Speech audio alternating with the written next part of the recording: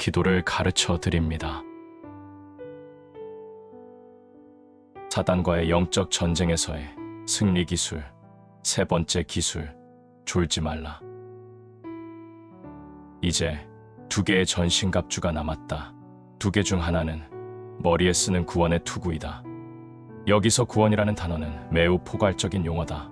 우리가 맨 처음 주님 앞에 진실된 고백으로 나의 구원자여, 주님 대신 당신께 내 삶을 드립니다 라고 기도했을 때 하나님은 우리에게 헤아릴 수 있는 것보다 훨씬 더 많은 복을 우리 삶 가운데 베풀어 주셨다. 우리의 죄는 용서받았다. 우리는 하나님의 가족으로 입양되었다. 우리의 영원한 운명은 천국으로 확정되었다. 성령님이 우리 안에 거하시기 위해 오셨다.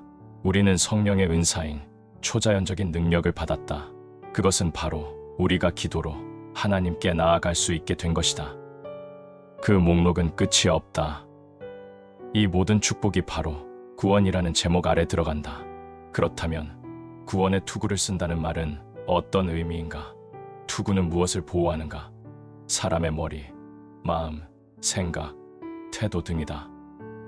내가 구원의 투구를 놓고 기도할 때 나는 내가 지금껏 관심을 기울였던 것들에서부터 주의를 돌려 다시 영적인 축복에 초점을 두게 해달라고 간구하고 있는 것이다. 나는 지금까지 어떤 생각을 하며 살아왔는가? 나를 공격한 누군가를 향한 분노감에 정신이 팔려 있지는 않았는가? 아니면 직장에서의 문제, 아들놈의 무례한 행동, 휴가 계획, 또는 비가 오기 전에 잔디를 깎아 놓아야 한다는 것 등에 정신이 팔려 있지는 않았는가? 이 모든 생각이 다 나쁜 것은 아니다. 일부는 매우 필요하다. 그러나 그러한 생각들이 우리의 마음을 지배하는 것을 하나님은 원치 않으신다. 바울은 골로새 교인들에게 다음과 같이 썼다. 그러므로 너희가 그리스도와 함께 다시 살리심을 받았으면 위의 것을 생각하고 땅의 것을 생각하지 말라. 이것이 바로 구원의 투구를 쓰라는 말을 달리 표현한 것이다. 나는 나의 구원과 관련한 복들 가운데 일부를 의도적으로 읊조림으로써 구원의 투구를 쓴다. 나는 큰 소리로 기도한다. 주님, 당신께서 저의 죄를 용서해 주셨습니다. 저의 죄를 동이서에서 먼 것 같이 옮겨주셨습니다. 이제 저는 주님의 아들입니다. 그리고 천국에는 저를 위한 영원한 유업이 기다리고 있습니다. 당신의 영이 제 속에 보혜사, 완전케 해주시는 분, 중보자, 교사로 살아 있습니다. 당신은 제게 살아있는 목적과 사명을 주셨습니다. 내 구원의 선물 보따리를 다 훑어본 후에 나는 삶에 대해 완전히 새로운 관점을 갖게 된다. 구원의 투구가 제대로 씌워져 내 머릿속의 생각들을 보호해주고 있다. 바울은 마지막 전신갑주인 성령의 검이 무엇을 의미하는지 궁금해지도록 우리를 내버려 두지 않았다. 바울은 우리에게 성령의 검이란 하나님의 말씀이라고 말한다. 처음에 검이라는 단어를 들었을 때 나는 아더왕의 기사들이 사용하는 날이 넓은 칼을 상상했었다. 성령의 검을 길고 무거운 칼로 생각했다. 휘두르기 약간 힘들지만 운 좋게 제대로 적에게 일격을 가하면 바로 보낼 수 있는 그런 칼 말이다. 그러나 역사학자들에 따르면 로마 군사의 칼은 오히려 단검이라고 한다. 그리고 로마 군인은 그 칼을 프로야구 선수인 강타자 본즈가 야구 방망이를 휘두르듯 사용한 것이 아니라 가까운 거리에서 백병전을 치르면서 민첩하게 사용했다고 한다. 이 검이 효과를 내기 위한 열쇠는 바로 검을 사용하는 군인의 기술에 달려 있었다. 성령의 검으로 자신을 무장한다는 의미는 하나님의 말씀을 능숙하게 다루게 됨을 의미한다. 하나님의 말씀은 그리스도를 따르는 자들이 사용하는 무기 가운데 유일한 공격용 무기이다. 그 무기를 제대로 활용할 능력이 없으면 영적 전투에서의 승리는 기대하기가 어렵다. 그것은 어떤 체계적인 일정에 따라 성경을 매일 읽고 주요 성구를 암기하고 성경을 읽으면서 얻은 통찰을 개인적으로 적용해가며 매일 기록하는 일을 의미한다. 또한 이상의 각 단계들을 밟아가면서 기도하는 일을 포함한다. 6가지 전신갑주, 우리는 그것을 잘 착용하고 있는가? 아니면 벌거벗은 채 돌아다니고 있는가? 각각의 전신갑주는 기도로 입는다는 사실이 중요하다. 이제 나의 강의, 기도를 가르쳐 드립니다. 이 강의의 마지막을 나누도록 하자. 영적 전쟁에서의 최종적인 승리 기술이란 졸지 말라는 것이다. 바울이 이 구절을 맺으면서 중요하게 강조한 점이 무엇인지 이해하는데 성경학자의 지식이 필요하지 않다.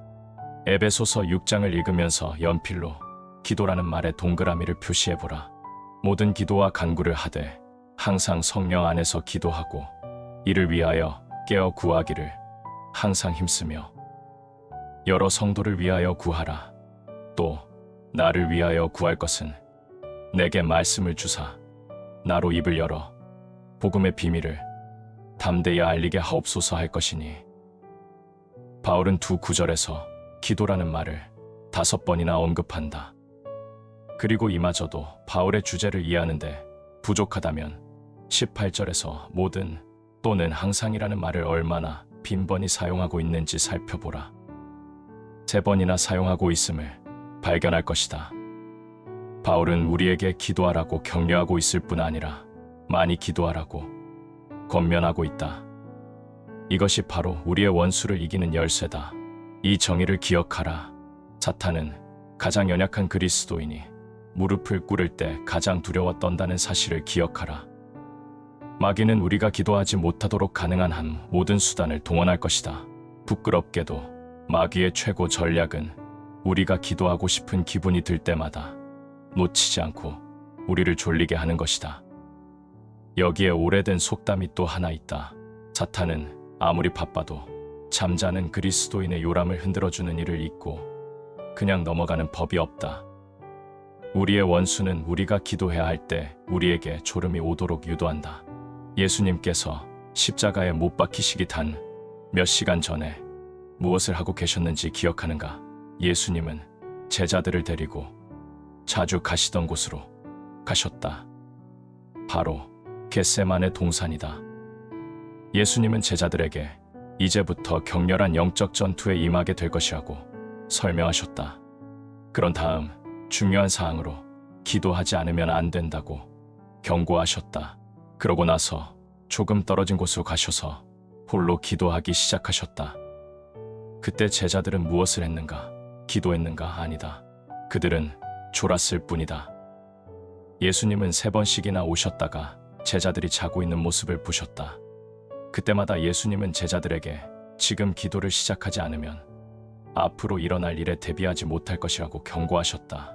예수님은 우리가 지금도 우리 자신을 자극하기 위해 사용하는 그 문자, 마음에는 원이로되 육신이 약하도다라는 말씀을 사용하셔서 우리의 의도가 아무리 좋아도 실천으로 뒷받침하지 않으면 아무런 가치가 없다는 것을 인정하고 계신 것이다. 그러나 제자들은 계속 졸았다. 그러다가 로마 군사들이 예수님을 체포하러 왔다. 그때 제자들은 준비되어 있지 않았다.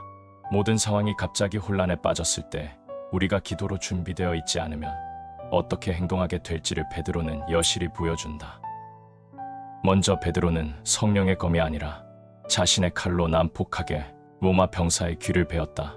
그러고 나서는 살려고 도망쳤다. 마침내 베드로는 가장 가까운 분이셨던 예수님을 부인했다. 베드로의 동료들 모두 폐잔병들처럼 행동했다. 이것은 내 아이들이 즐겨하던 졸면 진다 라는 말을 생각나게 한다. 우리 집에서 이 말은 지금 바로 집어들지 않으면 마지막 피자 조각은 사라지고 만다는 의미다. 제자들에게 이 말은 기도하지 않고 졸면 완전히 패배하게 된다는 것을 의미했다. 졸면 진다. 이것은 심각한 일이다. 더 지혜로워진 베드로는 후에 자신의 경험을 이렇게 표현했다. 우리의 대적 원수는 우는 사자같이 두루 다니며 삼킬 자를 찾는다. 고 말이다. 기도하지 않는 삶은 매우 위험한 상태다. 만일 영적 승리를 체험하고 싶다면 깨어서 기도해야 한다. 이 강의를 끝맺으며 빌리 그레이엄 목사의 비망록을 썼던 제리 젠킨스가 그와 인터뷰한 내용을 밝힌 것을 보았다. 그는 이 유명한 복음 전도자에게 물었다.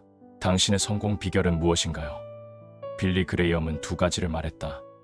매일 성경을 연구하고 쉬지 말고 기도하는 것이라고. 제리는 이 2번째 요소에 대해 더 자세한 설명을 요청했다. 성경에서 쉬지 말고 기도하라고 말씀하고 있지만 그것은 단지 비유적인 표현 아닌가요? 실제로 그렇게 할 수 있는 사람은 아무도 없지 않나요?